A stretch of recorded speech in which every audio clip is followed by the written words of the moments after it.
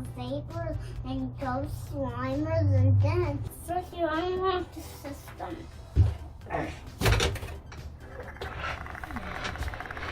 Insert the trap.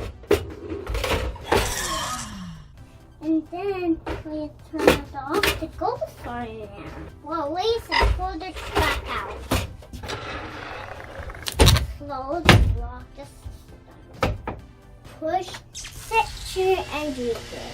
Push it, neutralize your field.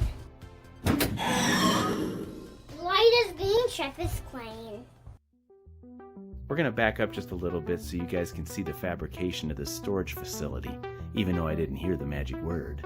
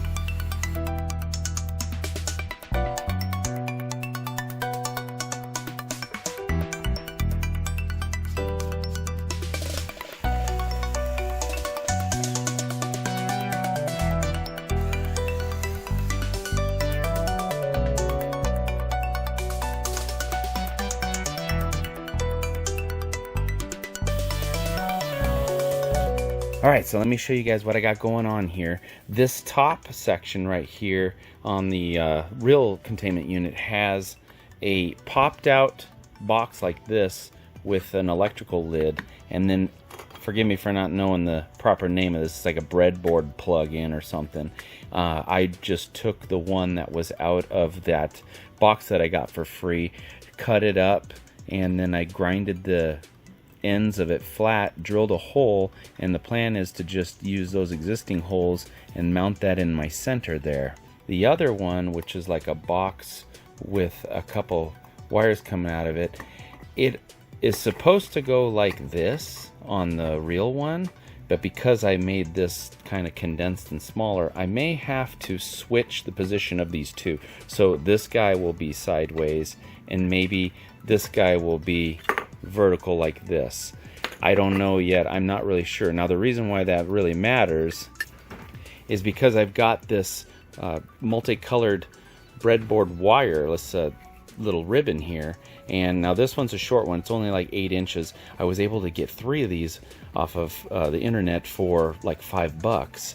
I want to have it like kind of offset or have a twist, so I'll play around with the position of that. This isn't the real thing, but using materials and things that I have on hand, this is the best I could do in a fast little amount of time. So I think it's going to look great. Now up here, you can see I kind of did a hack job, but no one will know, no one will see it, except for all of you because I just showed you. But you can see how I've got these backs of these switches here. I hot glued them into place. I also shot some nails in there, and they actually can turn. Some of them have a clicking to it, but I'll put the knobs on once I prep this and paint it. Then the gauge that I found will go right in here, and the square buttons will go here. I may have to cut these a little bit bigger, but I'm getting this thing basically all ready for paint.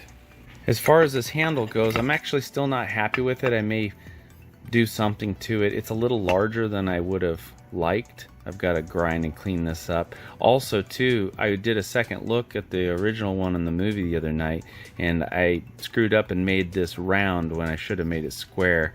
I don't really think for Harrison it matters, but it's just something that I overlooked.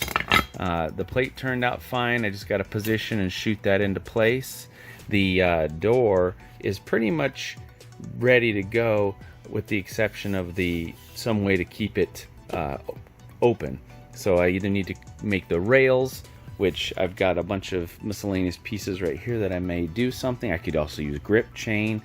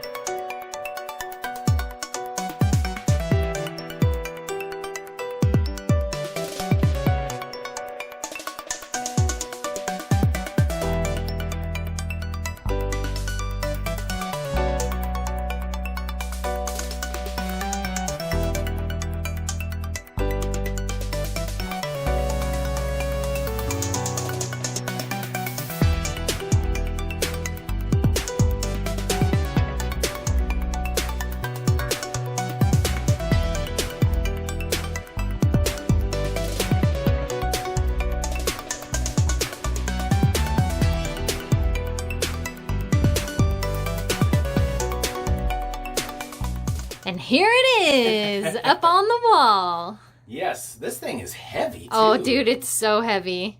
Being made out of MDF, it was cool because it was easy to kind of shape and mold, but lifting it up is a little bit different. And when you can't, like, be full height in here and you're crunched over, that was quite a challenge. Yeah. So the cool thing is, you guys, is that we were able to make a lot of this. I'd say 70% of this thing out of stuff that we already had here at the house. Yeah, we've got a lot of junk bins. When Gina and I were talking about making the Ecto Containment Unit, we loved the cartoon version, the round. It kind of had like a little more interesting feel than the original movie one, but at the same time, the original movie one looked fun to make, so we just kind of merged the two together. Yeah, we did a mashup. Yeah, I was able to get my hands on a bunch of these big old bolts, so I just cut them off. The hole is actually fit so snug I didn't even have to glue them in or anything. Like you saw in the video, that all of the stuff's either made out of plywood or wood, and then I bonded everything and painted it with some primer and some red paint. We had a couple different colors of red. This red actually was left over from our Tories that we made a few years ago. We ordered these 3 buttons off of Amazon. They're just arcade buttons. They don't reset, but we just have them wired up to where they turn off and on for Harrison. These boxes are really cool. We got them from our friend Lydia. They're actually boxes for like an airport or an airplane made in the 50s, so that was kind of cool. I took the old light bulbs out and I replaced them with some LEDs. I'm actually not real happy with seeing the modules in there, so we will figure out something later, but I'm gonna move on. We had a couple different sizes of this conduit, this flexible conduit, and I liked using the bigger ones. Our friend Derek over at Van Oaks Props printed out these labels for us. He actually has some for sale on his Etsy shop. And We'll put a link below. I told him we wanted one from the Real Ghostbusters, so he made that for us. Some of them aren't the actual ones from the film, but I think that it gives us the overall look.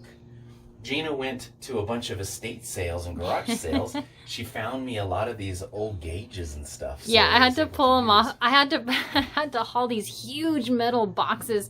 The guy's like, "What are you gonna do with that?" And I said, "Oh, I'm making a containment unit." He kind of looked at me like, "A what?" What's neat is I was able to mount all these knobs. Harrison can turn them. That's the best. Yeah, he probably gets bored of that real fast. Now, Gina also was able to find me a ribbon at an estate sale, but it was an all gray one. And I was like, man, I really want that like rainbow colored, multicolored ribbon. And so we went on Amazon. We did find one cheap. You can actually get 3. It's a little shorter than I would have liked. You didn't want to paint it. No. Can you imagine like trying to tape or glue all those wires together? Hey man, mine was basically free. Yeah, it was. And we'll still probably use it. Yeah, somewhere. And some of the other stuff. Somewhere. So what's cool though, we had a bunch of leftover door hardware from other projects that we got. I think we got a bunch from Gina's dad, and I took out the innards of it, and so I'm able to turn, and then I fabricated the handle out of metal, and it's a little bit bigger. It doesn't match perfectly, but I thought it was cool. Hey, it's awesome. The hinge on the real one is a hinge that goes all the way across. I had these 2 big hinges, so I did that. This handle does get stuck every once in a while, but we have one of those lever action switches that you push on there. This is a real simple design. The handle goes in, I've got a bolt in there, and it pivots on the bolt, and then I tightened it so it kind of just stays in place. It hits our little lever switches that trigger the lights. Again, our friend Lydia and her husband were able to get our hands on one of these lights. It doesn't have a cage, and then we also don't have one yet for the red light. They are for sale. We were thinking about buying a couple that were online, but they're like $25-30, so we're holding out to maybe find something at a garage sale. You know? Or does anyone have any in a junk box at their house? Send us to yeah. We'll pay for shipping. Yeah, totally. So opening up now, this part, I have to loosen up this part because Harrison kind of has a hard time opening it. He can do it himself, but it's easier to do if we help him. One thing that's really cool that I was super excited about making on this is I wanted to fabricate the door hardware like the one in the movie. It's pretty much exactly like it. It works. in the same way.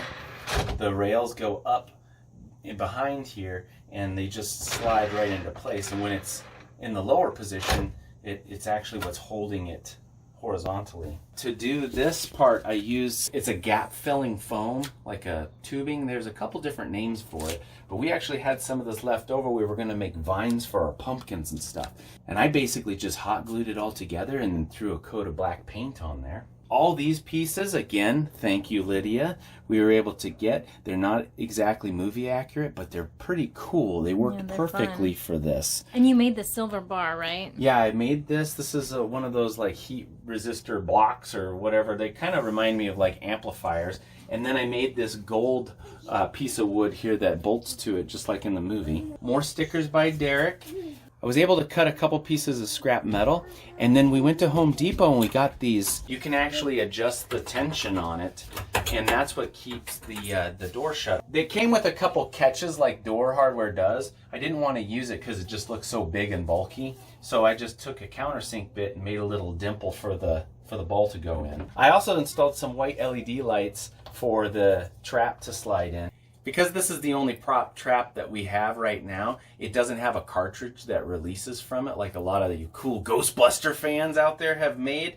And so when he inserts this thing, he's not actually dropping anything. So I didn't make any kind of catch or switch that does that. If someday we make a trap or get one, and I can always modify this. Speaking of the Ghostbuster fans, I really want to thank the Ghostbuster fan forum page online. I was able to get so many ideas. I mean, all the people out there that have made these awesome props, they have posted so many photos and pictures and figured out so many different things that I was able to just scan over everything and run with it. So thank you very much. Big, huge help. Also, there was also a few YouTube videos out there that were really helpful, kind of helped me figure out like how I was going to do my lighting and all that kind of stuff. So huge thank you guys. Behind me, you'll notice we've started the pipe wall. We've mounted some electrical boxes, kind of tried to mimic what you see in the original movie. We've got the shut-off switch that Walter Peck orders the shutdown with.